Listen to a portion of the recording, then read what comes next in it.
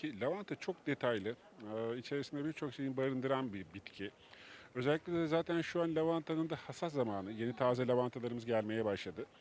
Lavanta pandemi döneminde çok kullanıldı. Niye diyeceksiniz? Antiseptik özelliğinden dolayı.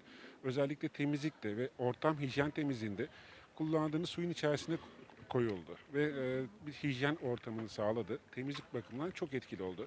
Aynı zamanda lavanta daha birçok şeyleri de veriyor. Bunlar mesela en önemlileri sakinleştirici ve antidepresan özelliği var. İsterseniz bunun çayını yapabiliyorsunuz. İçerek de kullanabilirsiniz ama lavantanın çiçeğini e, mesela kullanılmış bir çorabın içerisine koyun. Evinizin değişik köşelerine koyabilirsiniz. Sakinleştirici özelliği olacaktır.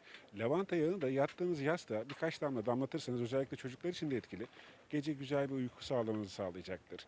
Lavantanın aynı zamanda tütsüsü var. O da sakinleştirici olarak aynı zamanda huzuru vermek için de kullanılıyor. Lavanta gerçekten güzel bir bitki.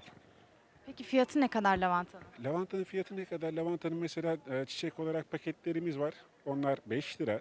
Şöyle elinizde gördüğünüz lavantanın natürel demet hali var. Onlar 15 lira. Lavantanın yağı mevcut. O 20 lira. Peki bu pandemi döneminde özel olarak önerdiğiniz bir kullanım önerisi var mı? Lavanta için mi dersiniz? Özellikle lavantayı derseniz tabii ki hem hijyen olarak temizlik bakımından kullanabilirsiniz. Mesela şunu da söylemeyi unuttum. Birçok müşterimiz de kendileri kolonya olarak da kullandı lavantayı.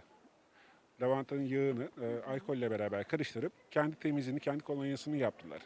Ama aynı zamanda lavantayı da sakinleştirici ve karaciğerde hepatit konusunda da çok etkili. Bunda da çay olarak kullanılmasını tavsiye ediyoruz.